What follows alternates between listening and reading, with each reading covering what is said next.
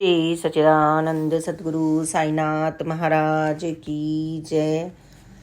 साईं भक्तानुभव में आज हम बाल कृष्ण वामन वैद्य मार्फत सी के प्रभु आयु 58 वर्ष सेवानिवृत्त रेलवे अधिकारी बांद्रा जी का अनुभव सुनेंगे।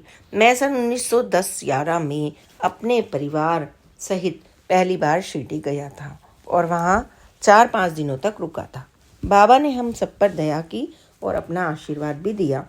शिरडी यात्रा से पूर्व ही हमें उनकी कृपा का स्पष्ट अनुभव हो गया था। मैंने अपने रेलवे के दफ्तर से छुट्टी और रेल के पास के लिए अर्जी दी थी, लेकिन दफ्तर में एक जरूरी काम आ जाने के कारण मेरा वहां उपस्थित होना आवश्यक था।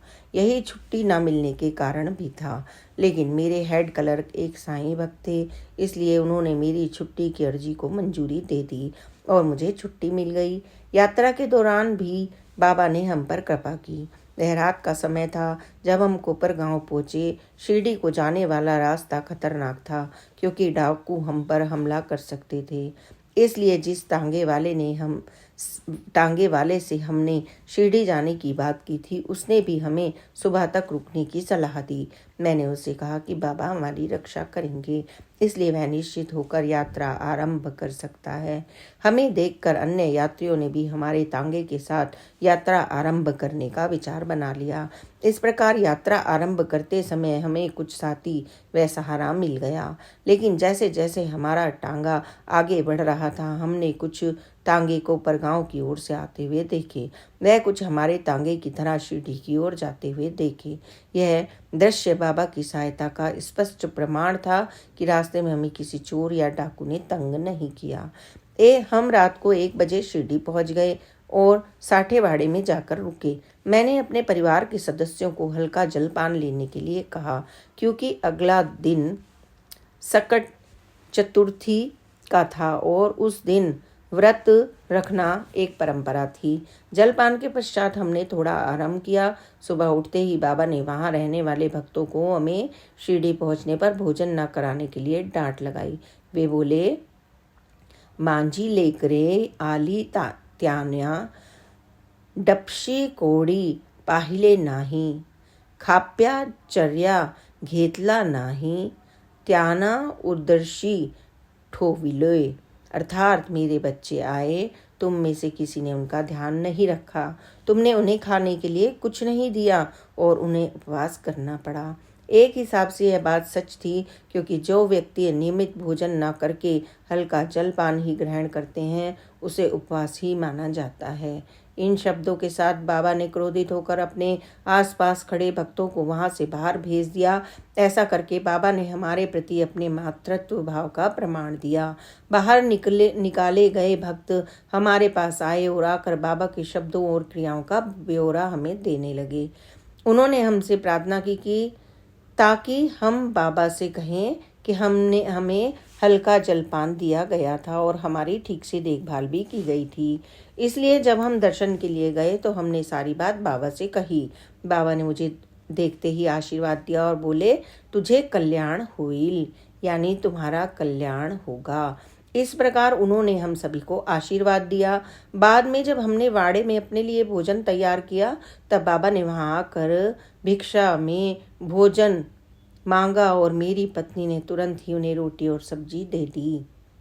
एक दिन हमने बाबा के लिए विशेष नैवेद्य तैयार किया, लेकिन हमें तैयार होने में थोड़ी देरी हो गई। अन्य भक्त अपना नैवेद्य बाबा के पास लेकर जा चुके थे। बाबा ने हमारे नैवेद्य आने तक इंतजार किया और उन्हें यह कहकर रोका, भोशा भोशा, यानी रुको। जब मैं अपना नैवेद्य लेकर वहां पहुंचा तो बाबा ने मुझे अपने समीप स्थान दिया। उन्होंने हमें प्रसाद और आशीर्वाद भी दिया।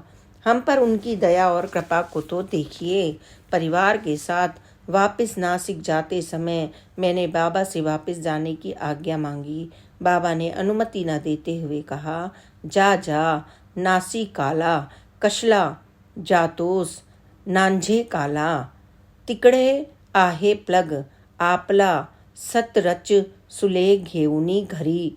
अर्थात जाओ जाओ नासिक, अरे तुम्हें नासिक किस लिए जाना है, वहाँ तो प्लेग का प्रकोप है, वहाँ मत जाओ। जिस मार्ग से तुम आए थे, अपने बच्चों को लेकर वापस उसी मार्ग से घर चले जाओ। शिरडी में अपने 3-4 दिन के प्रवास के दौरान एक दिन मैं माधवराव देशपांडे से बातचीत कर रहा था। मेरी इच्छा थी कि बाबा के हाथों से स्पर्श किया हुआ उनका एक चित्र मैं घर ले जा पाऊं, जहां उनकी पूजा कर सकूं। बाबा पास खड़े हमारा वार्तालाप सुन रहे थे। उन्होंने मुझे तुरंत जाकर चित्र लाने के लिए कहा। मैं जल्दी से चित्र ले आया। बाबा ने उस चित्र को छुआ और मुझे दे दिया। मैं आज भी नियमित रूप से उस चित्र की पूजा करता हूँ। मैं उस चित्र को नैवेद्य अर्पण किए बिना स्वयं भोजन ग्रहण नहीं करता हूँ। वापिस मार्ग में भी बाबा ने हमारा मार्गदर्शन किया और हमारी रक्षा की। जब हमने वापस जाने की आज्ञा मांगी तो बाबा बोले, अब तुम जा सकते हो। हमने तांगा लिया और सही समय पर कोपरगांव स्टेशन पहुंच गए। लेकिन जिस रेलगाड़ी से हमें जाना था उसने हमारे सामने ही प्लेटफार्म छोड़ दिया था। यह शुभ शकुन नहीं था। हमने रात्रि के कुछ घंटे वहां पर बिताए। फिर प्रातःकाल मनमाड़ के लिए रेल पकड़ ली। वहां पहुंचकर पता चला कि मुंबई जाने वाली गाड़ी जो हमसे छूट गई थी वह दुर्घटनाग्रस्त हो गई थी। उसकी एक बोगी तो बुरी तरह से क्षतिग्रस्त हो गई थी। बाबा की चौकस दृष्टि, सतर्कता और निगरानी में अपने बच्चों को दुर्घटनाग्रस्त होने से बचाकर उनकी रक्षा की थी। इस शिरडी यात्रा के दौरान एक विचित्र घटना घटी। बाबा का एक भक्त मेरे पास आकर बोला, मुझे कुछ रुपए दो और मैं तुम्हें बांदर यानी माथे पर लगाया गया एक पवित्र शक्तिशाली आशीर्वाद दूंगा। मुझे उसकी इस मांग से हिचकिचाहट हुई और मैंने उसे नहीं कह दिया। वह व्यक्ति आगे चला गया। अचानक मेरा विचार बदल गया और मैंने उस व्यक्ति को वापस बुलाकर कहा, अच्छा मैं तुम्हें कुछ सिक्के देता हूँ, मुझे बांदर दो। लेकिन उसने यह कहकर मना कर दिया कि उसे बाबा से ऐसी कोई आज्ञा प्राप्त नहीं हुई है। फिर मैं बाबा के पास गया और जो कुछ भी हुआ था मैंने बाबा को सब बता दिया। तब बाबा बोले, अच्छा ठीक है। मैं अगली बार सन 1912 में शिरडी गया। इस बार मेरे परिवार का कोई सदस्य मेरे साथ नहीं था। इस बार दफ्तर के 2 मित्र मेरे साथ शिरडी गए। मेरी इच्छा थी कि इस बार मैं बाबा को दुर्भाग्य, परेशानियों और दुख तकलीफों के बारे में बताऊं। लेकिन बाबा ने मेरे मन की बात जान ली और बोले, चुप रहो, डरो मत। मैंने कहा कि मुझे कोई डर नहीं है क्योंकि आप मेरे रक्षक हैं।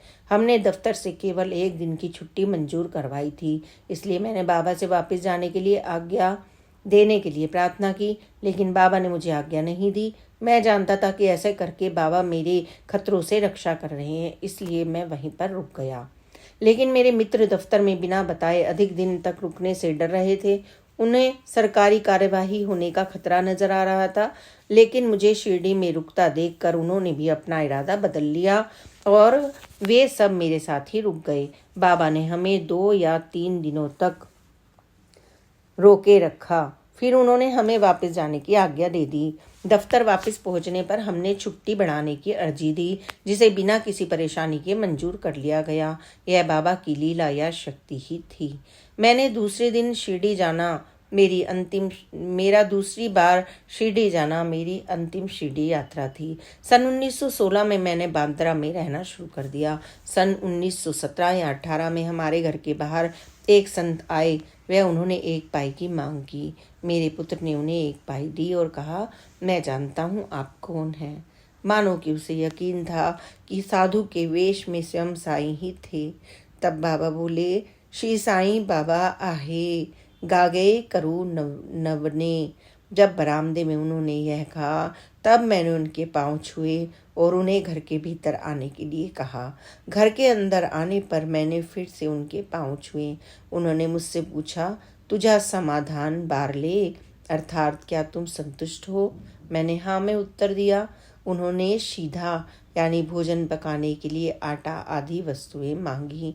उन्होंने मुझे आशीर्वाद दिया और बोले, मैं तुम्हारे साथ यहाँ हूँ, तुम्हें शिरडी आने की आवश्यकता नहीं है। यह घटना सन 1917-18 की है। इसके बाद मैं कभी शिरडी नहीं गया।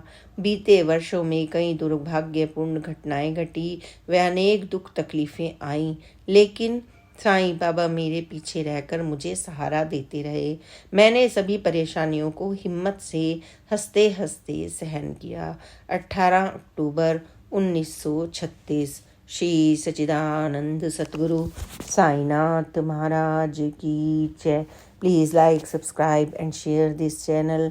बाबा के प्यारे प्यारे अनुभवों को सुनने के लिए, बाबा की कथाओं को सुनने के लिए प्लीज़ इस चैनल को लाइक और सब्सक्राइब करें। ओम साई राम, जय साई राम, ओम साई राम।